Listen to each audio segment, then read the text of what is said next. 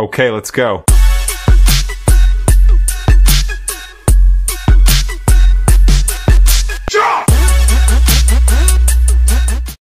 मैं हूं आपकी मेज़बान शाज़िया शरीफ। आज हमारे साथ मौजूद हैं रजिस्टर्ड डाइटिशियन अदनान अकबर, जो कि माहिर ग़िज़ाइयत हैं और डाइट कंसल्टेंट हैं।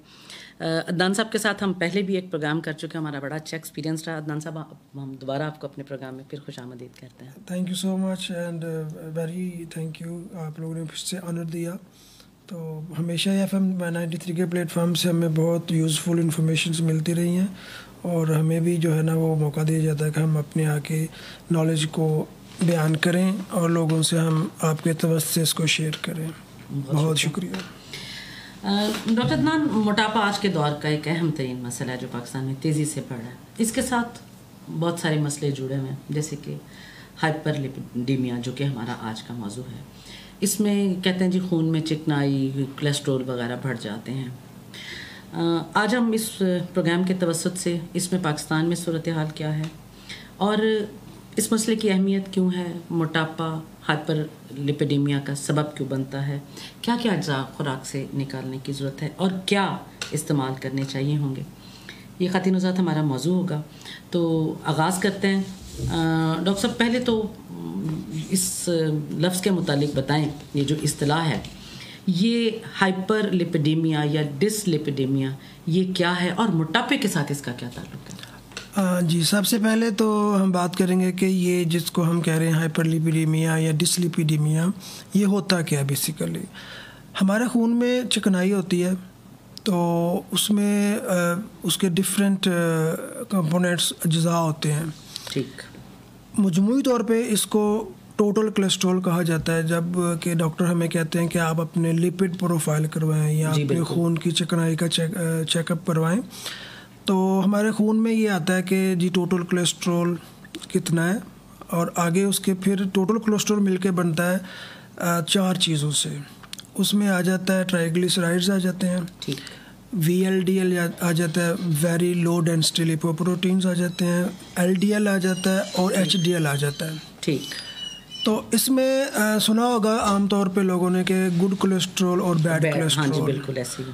तो इसमें जो गुड कोलेस्ट्रॉल होता है वो होता है HDL, वो अपनी वज़न में ज़्यादा होता है, उसको हाई डेंसिटी लिपोप्रोटीन्स कहा जाता है। ठीक।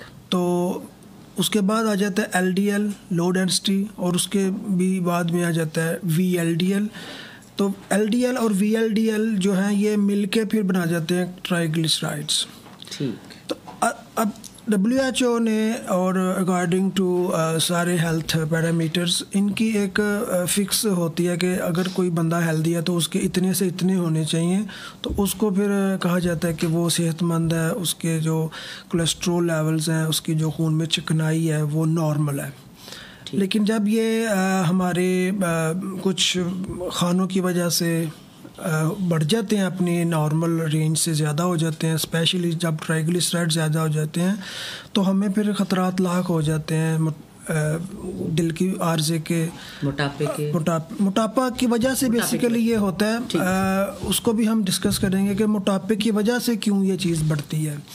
मोटापे में ये होता है कि आपके जो खून में शुगर है, जो ग्लूकोज है, उसकी मकदार जब ज़्यादा रहने लग जाती है, क्योंकि आपको इंसुलिन रेजिस्टेंस हो गई है। इंसुलिन रेजिस्टेंस में क्या होती है कि हमारे जो सेल्स हैं, हमारे जो मसल्स हैं, उनके जो सेल्स हैं उन्होंने उस शुगर को लेके यूज़ करना होता है और वो उन तक पहुंचाती है इंसुलिन। जब इंसुलिन उस ग्लूकोज को हर सेल पे लेके जाती है और वो उसने उस सेल को देना होता है कि तुम इस शुगर को यूज़ कर लो एनर्जी के लिए, लेकिन जब वो सेल उसको रेजिस्ट कर देते हैं, उस इंसुलिन को एक्सेप्ट नहीं करते, तो फिर वो उस ग्लूकोज को भी नहीं लेंगे, वो ग्लूकोज हमारे खून में ही रहेगी और अल्टीमेटली वो जाके फ़ैट की फॉर्म में स्टोर होना शुरू हो जाएगी पूरे जिस्म में। तो वो फैट्स फिर वहाँ से बढ़ते हैं, पहले VLDL बढ़ जाता है, फिर LDL उसके बाद बढ़ जाता है, और ये मिलके फिर इसको ट्राइग्लिसराइड्स की फॉर्म में फैटी सेल्स में स्टोर करना शुरू कर देते हैं। वैसे तो हमें ये एनर्जी के लिए ट्राइग्लिसराइड्स चाहिए 150 से लेकर 200 मिलीग्राम तक अगर ये हैं तो हमें ये एनर्जी के सोर्स के लिए चाहिए, ये हमारे प्राइम सोर्स ऑफ एनर्जी होता है। लेकिन अगर ये बहुत ज़्यादा हो गए हैं, ये 300, 350, 400 तक चले गए हैं, तो फिर ये हमारे खून की जो पतली शरियानी हैं जो दिल में हैं वो भी पतली हैं, जो दिमाग में जाती हैं वो भी पतली हैं, तो ये उनमें जमा होना शुरू हो जाते हैं। जब उनमें ये नालियों में जमना शुरू हो जाएंगे तो नाली का जो सुराख है जहाँ से खून ने गुजर के जाना है वो कम होता जाता है, और अल्टीमेटली फिर दिल का दौरा या स्ट्रोक जिसके नतीजे में फिर फालज का ख़तरा हो जाता है, और सो फिर जो डायबिटीज़ है, टाइप 2 डायबिटीज़, वो या तो मोटापे की वजह से हो जाती है और फिर ट्राइग्लिसराइड्स बढ़ना शुरू हो जाते हैं, या आपके ट्राइग्लिसराइड्स ज़्यादा होते हैं, आपकी लिपिड प्रोफाइल नॉर्मल नहीं है तो आपको फिर डायबिटीज़ होने के चांसेस होते हैं। ये सारी बेसिकली हैं मेटाबॉलिक डिजीज़, यानी हमारी जो मेटाबॉलिज्म है, जो तोड़ फोड़ का हमारी खुराक को तोड़ के उसको एनर्जी की फॉर्म में यूज़ करने का अमल है, ये सारे उसके डिस्टर्बेंस की वजह से ये सारे मेटाबॉलिक डिसऑर्डर्स हैं।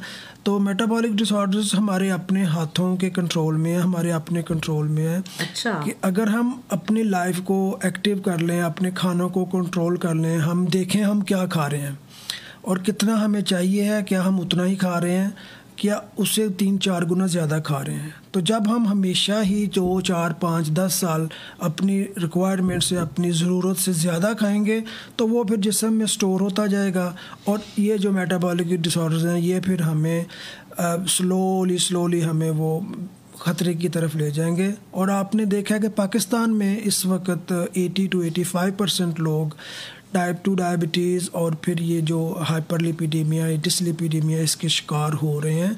और इसमें हमारी जो अलार्मिंग सिचुएशन है वो ये है कि हमारी जो यंग पॉपुलेशन है बिटवीन 25 to 40 ईयर्स, 50% कंट्रीब्यूशन यानी इन लोगों का हो रहा है। और ये अगेन आप इसको देख सकते हैं कि हमारे जो फास्ट फूड का ट्रेंड है ये जितना ज़्यादा हो गया है, हमारे जो प्रोसेस्ड फूड्स हैं उसका रुझान हो गया हमारे माशरे में। और फिर हमें अवेयरनेस नहीं बेसिक लेवल पे, स्कूल लेवल पे बच्चों को, कि बच्चों के खाने का जो आपका ताल्लुक़ है वो आपकी सेहत के साथ कितना वो मशरूत है, क्या आप उतना जितना खा रहे हो क्या उतना उसको इस्तेमाल कर रहे हो, क्योंकि आगे जाके बच्चे घर में खेलते या उनका जो फ़िज़िकल एक्टिविटी है वो ना होने के बराबर है, तो वो रेस्ट में ज़्यादा रहेंगे और वो फास्ट फूड और वो कोल्ड ड्रिंक्स और इस तरह के मीठे मशरूबात का इस्तेमाल ज़्यादा करेंगे, आइसक्रीम की फॉर्म में, चॉकलेट्स की फॉर्म में। तो फिर वो बच्चों में से ही ये जो हाई लेवल्स ऑफ फैट्स हैं ये एक्यूमुलेट यानी जमा होना शुरू हो जाएंगे, और फिर ये जब वो अडल्ट या 30-35 तक जाएंगे तो उनको ये आर्ज़े जो पहले 50 या 60 साल की उम्र में लोगों को होते थे वो 35 साल की उम्र में होना शुरू हो गए हैं। बिल्कुल डॉक्टर साहब, ऐसे जब हम बच्चे थे तो हम हर चीज़ घर से इतना बुरा महसूस किया जाता था कि अगर किसी बच्चे को पैसे मिलते थे तो हम अपने साथियों को बड़ा हैरान होते थे। हम घर जाके बताते थे कि फ़लाँ बच्चा लंच नहीं लेके आता, पैसे लेके आता है और वो कैंटीन से चीज़ ख़रीदता है, तो इसको हमारे वालिदैन और अक्सरियत बड़ा बुरा समझते थे कि वो कैसी माँ है जो अपने बच्चे को पैसे दे के सुबह घर से भेज देती है। उसने एक पराठा बना के देने की कोशिश नहीं की, हमें साग वाला पराठा, गोभी वाला पराठा, जो रात में सब्ज़ी बनी होती थी उसका पराठा मिला करता था। बल्कि ज़्यादातर तो पेरेंट्स उसकी भी हौसला शिकनी करते थे कि खा के जाएं, 6 घंटे का वक्फा दें और वापस घर आके साफ़ सुथरे तरीके से हाथ धो के अपना खाना खाएं और पेट को भी वो थोड़ा रेस्ट दें, अपने सिस्टम को भी। लेकिन अब वो सारी चीज़ें, लेकिन अब इसके उल्ट हो गया ना कि अब जो बच्चे घरों से लंच लेके जाते हैं वो हेसिटेट फील करते हैं कि या वो फील करते हैं कि पता नहीं हमारे क्लास फेलोज हमें कहते हैं कि आप लोगों को घर से पॉकेट मनी नहीं मिलती, तो ये चीज़ उल्ट हो गई है। इसके लिए डॉक्टर साहब फिर मैं वही बात करूँगी कि हमें अब, मुझे और आपको, अगर हम पेरेंट्स हैं ना, तो अब हमें दोबारा शुरू करना पड़ेगा कि हम भी सुबह अपने टिफ़िन लेके जाएं, ताकि बच्चे देखेंगे हमारे पेरेंट्स भी अगर अपना टिफ़िन घर से लेके जा रहे हैं तो घर से टिफ़िन लेके जाना कोई बुरी बात नहीं है। डॉक्टर साहब, ये मसला जो है ये पाकिस्तान के सेहत के निज़ाम और मुईशत के लिए क्यों अहम है? बहुत अच्छी क्वेश्चन किया आपने। अब देखें कि जब आपकी मोस्टली पॉपुलेशन इस चीज़ से इफ़ेक्ट होगी, उनकी जो सेहत है वो शुगर की फॉर्म में, यानी उसको ज़ियाबतीज़ अगर उनको हो गया या उनको दिल का कोई आर्ज़ा लाहक हो गया, उनका ब्लड प्रेशर ज़्यादा रहता है, तो वो अपने जो उसकी काम की नौइयत है, जो जिस तरह से उनको काम करना चाहिए, वो उस तरह अपनी सेहत की वजह से कर नहीं पाते। तो जब ये मजमूई तौर पे एक मुआशरती लेवल पे ये चीज़ आ जाएगी, तो फिर जो हमारी पैदावार है चीज़ों की, जो काम कर रहे हैं, आप कर रहे हो या कोई भी अपने अपने एंड पे जो काम कर रहा है, तो उसकी जो मजमूई सलाहियत है वो बिल्कुल मुतासर हो जाएगी और इसका हमारी माशत पे भी असर पड़ेगा। फिर दूसरी तरफ अगर गवर्नमेंट जो है वो हमें इस मसले को इसको टैकल करती है, इसको जो है ना वो लेके चलती है कि लोगों का जो इलाज मुआवजा है उसके ऊपर जो उनका गवर्नमेंट का जो बर्डन है, जो ख़र्चा होता है, वो नॉर्मल से या उनकी एक्सपेक्टेशन से ज़्यादा हो जाएगा, तो अगेन माशत पे उसका असर पड़ेगा। और जब मुआशरे में भी आप देखें कि अगर किसी का जो वालिदैन में, अगर पेरेंट्स में बात करें या किसी का कोई घर में 1 या 2 लोग कमाने वाले हैं, तो अगर वो उनको अचानक से खुदा न खास्ता दिल का दौरा या कोई इस तरह की हादसाती अमवात हो जाती हैं, तो वो पूरा ख़ानदान फिर मुतासर हो जाता है। और फिर वो अल्टीमेटली जब पूरे मुआशरे में हम देखते हैं तो इसका मुआशरे पे यानी गैर मतवाज़न जो है ना असर उसका आ जाता है। डेफिनेटली वो पैसे जो आपने अपनी बाकी चीज़ों को बेहतर करने में लगाने हैं, बच्चों पे लगाने हैं, उनकी तालीम और तरबियत पे लगाने हैं, वो आपकी अद्वियात पे लगेंगे, तो मीशत घर की डाउन हुई तो मुल्क की भी डाउन हो गई। डॉक्टर साहब, अब ये जो मोटापे की वबा है, इसको कंट्रोल करने के लिए हुकूमत को क्या इक़दाम करने चाहिए? हाँ, जैसे कि हमने पहले भी बात की है कि ये जो आगाही मुहिम है, सबसे पहले तो ये आगाही मुहिम हमें हर स्कूल और हर कॉलेज लेवल पे इसको चलाना चाहिए कि हमें बच्चों को बावर कराना चाहिए कि आपके लिए जो खाना है वो कैसा होना चाहिए, क्यों ज़रूरी है और उसमें क्या क्या चीज़ें हैं जो ज़रूरी हैं। क्या हम पेट भर रहे हैं तो किसी ऐसी चीज़ों से तो नहीं भर रहे कि जिसकी हमें ज़रूरत ही नहीं है, बल्कि वो हमारे नुकसान में जा रही हैं। तो ये जब हम एक बेसिक स्कूल लेवल पे बच्चों को समझा के फिर कॉलेज लेवल पे करेंगे, तो आगे एक हमें सेहतमंद मुआशरा मिलने की उम्मीद इंशाअल्लाह बन जाएगी। तो ये हमें वालिदैन को भी इस चीज़ की जो है ना वो आगाही मुहिम चलानी चाहिए, वालिदैन को भी समझाना चाहिए हर लेवल पे, हर यूनियन काउंसिल लेवल पे, जहाँ जहाँ भी हम अपने इस चीज़ को लोगों तक ये मालूमात पहुँचा सकते हैं, तो हमें इसको करना चाहिए। दूसरा, गवर्नमेंट को चाहिए कि वो जो ये प्रोसेस्ड फूड है, जो जंक फूड कहा जाता है या फास्ट फूड कह लें उनको, उसकी रोकथाम, उस पर कुछ ना कुछ चेक एंड बैलेंस रखे कि क्या वो मियारी चीज़ें दे रहे हैं, क्या मतलब वो हफ्ज़ाने सेहत के असूलों के मुताबिक हैं या कि नहीं है। फिर सस्ता तेल है और उसी में 10-10 दफ़ा फ्राइंग होता जा रहा है, इस पे चेक बैलेंस बहुत ज़रूरी है। और तीसरी जो अहम चीज़ है कि हमें जो प्रोसेस्ड फूड्स मिल रहे हैं उनको कम से कम हमें करना चाहिए और उनकी जो लेबलिंग है वो प्रॉपर होनी चाहिए कि उस पे फैट्स कितने हैं, उसमें कार्बोहाइड्रेट्स कितने हैं, कार्बोहाइड्रेट्स में भी अच्छे कार्बोहाइड्रेट्स कितने हैं और बुरे वाले कार्बोहाइड्रेट्स कितने हैं, फिर प्रोटीन्स उसमें कितनी है, कितनी एनर्जी उसको देते हैं। तो ये लेबलिंग जब तक प्रॉपर नहीं होगी और लोगों को उन लेबल्स की बारे में पता नहीं होगा कि हमें इनको कैसे पढ़ना है, तो ये फिर जो है ना वो मामले ऐसे ही मतलब गलत तरफ चले जाते हैं। बिल्कुल, ये किसी भी मसले से आप तभी निपटेंगे जब आपको उस मसले का शऊर होगा, फिर ही आप सोचेंगे मसला जब आपको पता होगा। डॉक्टर साहब, इब्तदाई तशख़ीस और इलाज में सेहत के निज़ाम कैसे मदद कर सकते हैं? हाँ, यही मतलब गवर्नमेंट को अगेन इस बात पे फोकस करना होगा कि लोगों को जो इसकी इब्तदाई तशख़ीस है, अगर हम डिस्लिपिडीमिया या हाइपरलिपिडीमिया की बात करें, तो लोगों को बताना चाहिए कि जो मोटापा है वो क्या है, BMI जो बॉडी मास इंडेक्स है एक नॉर्मल हेल्दी पर्सन का कितना होना चाहिए, फिर सब लोगों को चेक अपना करें और उनको पता चले कि क्या हम मोटापे की तरफ जा रहे हैं। फिर उनके जो ये लिपिड प्रोफाइल्स हैं, कोलेस्ट्रॉल या चेक करना चाहिए खून के टेस्ट करवा के। तो अगर किसी को पता होगा कि उसको मसला है तो वो उसका हल की तरफ जाएगा। तो इसकी तशख़ीस, इसकी इब्तदाई तशख़ीस बहुत ज़रूरी है कि कोई भी किसी किस्म का नुकसान होने से पहले हम इसकी तशख़ीस को कर लें और इसको हम बेहतरी की तरफ लेके जा सकें। बहुत शुक्रिया। हमारे साथ जी हमारी बहन सलमा अंबर हैं जो प्रोग्राम को सुन रही हैं, कह रही हैं बड़ा अच्छा टॉपिक है और वक्त की ज़रूरत है। नासिर नदीम साहब हैं हमारे साथ, गुल यासीन हैं, लियाकत अली हैं, कैसर अब्बास, ज़हीर अहमद आवान, नज़ीर खोसो हैं, नबील मलिक हैं, एक लंबी लिस्ट है जी। गवर्नमेंट कॉलेज यूनिवर्सिटी से हमारी कैसर हैं, ज़ुबैदा खानम, अब्दुल्ला बिन मसूद हमारे सहाफ़ी साथी हमारे साथ, आज़ाद कश्मीर से मोहम्मद हुसैन आज़ाद साहब हैं, आदिल मलिक सऊदी अरब से, कमर बुखारी साहब, कामरान अली सखर सिंध से। कह रहे हैं जी बहुत अच्छा प्रोग्राम है और लोगों को ये भी सेंसिटाइज़ करें कि जब ख़वातीन घर में, हमारे साथ हमारी बहन फौजिया वो कहती हैं कि घर में ख़वातीन जब खाना बनाती हैं तो हमारे बुज़ुर्ग बहुत कम ऑयल इस्तेमाल किया करते थे और घर में ख़वातीन बच्चियां जब कुकिंग करती हैं तो वो बेतहाशा कुकिंग ऑयल जो है वो उसमें डाल देती हैं। ठीक है कि बाहर के खाने भी गैर में आ रही है, लेकिन हम घरों में भी इस पे गौर नहीं कर रहे। तो डॉक्टर साहब, हम घर में ख़वातीन समझती हैं कि जो हम कुकिंग ऑयल यूज़ कर रहे हैं, जो हम बनस्पति घी इस्तेमाल कर रहे हैं, तो घर का है तो जनाब आप 2 चम्मच डाल दो, तो वो भी तो उसी तरह उस मोटापे को और इसी तरह हाइपरलिपिडेमिया को वो भी तो बढ़ाने में अपना किरदार अदा कर रहे हैं। हाँ जी, ये बहुत अच्छा क्वेश्चन किया बहन ने भी और इस पर हम बात करेंगे ज़रूर। बेसिकली 2 किस्म के फ़ैट्स होते हैं।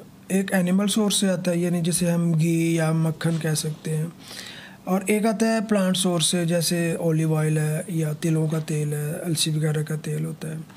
तो इसमें ना 2 टर्म्स यूज़ होती हैं, सैचुरेटेड फैट्स और अनसैचुरेटेड फैट्स। तो सैचुरेटेड फैट्स होते हैं कि उनकी सैचुरेशन हो चुकी है।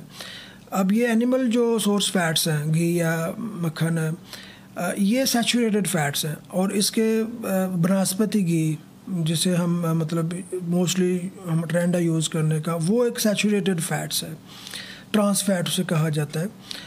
और इस तरह के जो ऑयल हैं या इस तरह के जो फैट्स अगर हम इस्तेमाल करेंगे तो ये हमारे खून में जो कोलेस्ट्रोल है, जो LDL है, VLDL है और अल्टीमेटली ट्राइग्लिसराइड्स को ज़्यादा कर देगा। इसके मुकाबले में अगर हम वेजिटेबल सोर्स ऑयल यूज़ करें, जैसे आपने मतलब हमारे व्यूअर लिसनर्स ने भी सुना होगा ओमेगा 3, ओमेगा 6, ओमेगा ऑयल्स, तो बेसिकली ये होते हैं अनसैचुरेटेड फैट्स। इनके जो 3, 6 और 9 कार्बन्स होते हैं ना, वो अनसैचुरेटेड होते हैं। वो किसी भी हाइड्रोक्सिल ग्रुप को साथ अटैच करके तो वो हमारे जो बैड कोलेस्ट्रोल है उसको कम कर देते हैं। तो खाने में अगर हम बात करें, कुकिंग के लिए बात करें, तो प्रेफरेबल जो है वो ये जो वेजिटेबल सोर्स ऑयल हैं ये प्रेफरेबल हैं। इसमें भी जो कैनोला ऑयल है, जो घर में सरसों का ऑयल से कहा जाता है, अगर उसमें हम कुकिंग करें तो वो बजाय बनस्पति घी के कदरे बेहतर है, काफ़ी बेहतर है, लेकिन अगेन मिकदार उसकी कम रखी जाए। मिकदार कम रखें तो जो अमूमन हमारे माशरे में अब ट्रेंड बन गया कि ओलिव ऑयल में कुकिंग करनी है जी। तो मैं आपके इस वक्त से FM के इस वक्त से लोगों को समझाना चाहूँगा कि ओलिव ऑयल में कुकिंग नहीं करनी चाहिए, उसको कच्चा खाना चाहिए, क्योंकि वो 45 to 50 डिग्री पे जब चला जाता है टेम्परेचर में तो वो अपनी जो उसकी कुदरती उसकी जो खसूसियात होती हैं वो उसको खो देता है। और वो क्योंकि खाना तो बनता है 100-150 डिग्री पे जाके, तो फिर हम उसको उसकी इफादियत से नहीं, उसके नुकसान को हम अपना लेते हैं। ये नहीं डॉक्टर साहब, ये भी हो सकता है कि हम ऑलिव ऑयल को सैलड की ड्रेसिंग के लिए यूज़ करें। Exactly. या जब हमने खाना बना लिया है, स्टीम बना लिया है या हमने उसको बॉयल बनाया, तो हम उसके ऊपर भी उसकी ड्रेसिंग कर सकते हैं। बिल्कुल बेस्ट उसका इंटेक है कि वो आप उसको सैलड में ड्रेसिंग के तौर पे यूज़ कर लें। कुछ लोगों को रोटी वगैरह चपाती पे लगा की आदत है तो उस पर भी लगाया जा सकता है। बाद में आप हल्का ऑयल में खाना बना के तो जब खाने लगे तो उसमें 1 चम्मच आप कच्चा ऑलिव ऑयल डाल लें, तो ये हमारे जो बैड कोलेस्ट्रोल है, LDL और ट्राइग्लिसराइड्स, उसको ये कम करेगा। डॉक्टर साहब, हमारे साथ बासत बनी है, प्रोग्राम को पसंद भी कर रहे हैं, वो कह रहे हैं कि देसी घी के मुतालिक बताएं कि क्या ये खाना चाहिए? हाँ, अगेन बिल्कुल खाना चाहिए, देसी घी में अच्छी इफादियत है, लेकिन अगर आप उसको यूटिलाइज़ कर सकते हैं, अगर आपकी फ़िज़िकल एक्टिविटी इतनी ज़्यादा है कि आप उसको खा के तो आप उसको बर्न कर लेंगे अपनी कैलोरीज़ को, आप फ़िज़िकल एक्टिविटी से, मुशक्क़त से, कोई आपका काम मुशक्क़त वाला है तो आप ज़रूर उसको इस्तेमाल करें खानों में।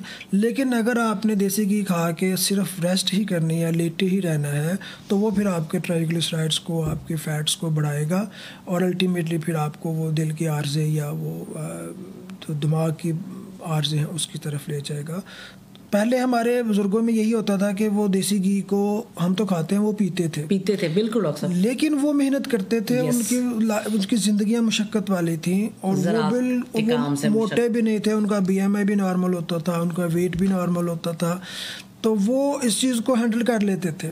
लेकिन हमारी अब जो ज़िंदगी में फ़िज़िकल एक्टिविटी है वो 24 घंटे में, अगर हम वॉक पे जाएं तो वही है, अगर हम वॉक पे भी ना जाएं तो 24 घंटे में हमारी कोई फ़िज़िकल एक्टिविटी नहीं है। और डॉक्टर साहब वो कबड्डी खेलते थे जी, वो पहलवानी करते थे, और अब हमारी मुशक्क़त क्या है कि हम ये कोई चंद 100 ग्राम का ये उठा लेते हैं और इसके साथ लगे रहे, ये तो हम खेल रहे हैं। तो डेफिनेटली फिर हमें अब वो पीने की बजाय मेरे ख्याल में बस वो रोटी अगर हल्की सी, वो जिसको हम पंजाबी में कहते हैं ना, चुपड़ ही लें, तो मेरे ख्याल में हमारे लिए वही काफ़ी वो भी काफ़ी है। डॉक्टर साहब एक बात मैं सॉरी और करना चाहूँगा कि अगर किसी को अभी उसने टेस्ट भी नहीं करवाए या वो मतलब वो चाहता है कि अपने आप को चेक करे कि उसको ये उसके कोलेस्ट्रॉल या उसकी जो डिसलिपिडेमिया उसको हो चुका है तो नहीं, तो वो जब कोई भी मेहनत वाला काम करेगा, मसलन अगर कोई 15 से 20 कदम सीढ़ियाँ चढ़ के अगर उसके सीने के तरफ घुटन महसूस हो या उसको सांस फूल जाए, उससे बोला ना जाए, तो समझ लें कि ये आपको ये चीज़ हो चुकी है। तो फिर फौरी तौर पर आपको अपने जो है मुआलिज से रब्ता करना चाहिए, या अपने तौर पे आप किसी अच्छी लेबॉर्ट्री में जाके अपना लिपिड प्रोफाइल करवा लें। और ये लिपिड प्रोफाइल करवाना होता है कम से कम 12 घंटे आप फास्टिंग में हो, यानी अगर आपने रात को 8 बजे खाना खाया है तो अगली सुबह आप 8 बजे के बाद जाके अपने खून का सैंपल दे दें और आपको वो मिल जाएगा। लिपिड प्रोफाइल उसको कहेंगे तो वो आपको उसका रिजल्ट मिल जाएगा। लेकिन अगर आपको ये अलामत है कि आपको जल्दी सांस फूल जाता है, आपका चंद कदम चल के और आपसे बात नहीं होती और आपको अपने सीने पे या गर्दन की तरफ घुटन महसूस होती है, तो आपको यकीनी तौर पे इस चीज़ को सीरियस लेना चाहिए। डॉक्टर अदनान अकबर कह रहे हैं कि पहले तो आप सेल्फ टेस्ट करें, सीढ़ियाँ चढ़ें आज घर की, और देखें कि अगर आपकी सांस नहीं फूली और आपको सीने में कोई दर्द नहीं हो रहा तो फिर तो ठीक है, अगर है तो फिर लिपिड प्रोफाइल करवाएं।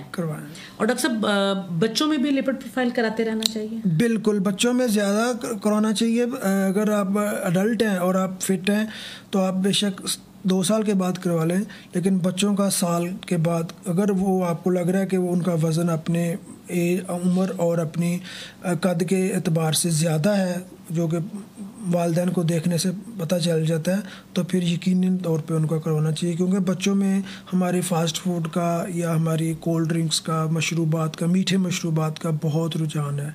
तो जितना हम मीठा ज़्यादा इस्तेमाल करेंगे वो हमें हमारे जिस्म में चर्बी की फॉर्म में, फ़ैट्स की फॉर्म में ही जमा होगा।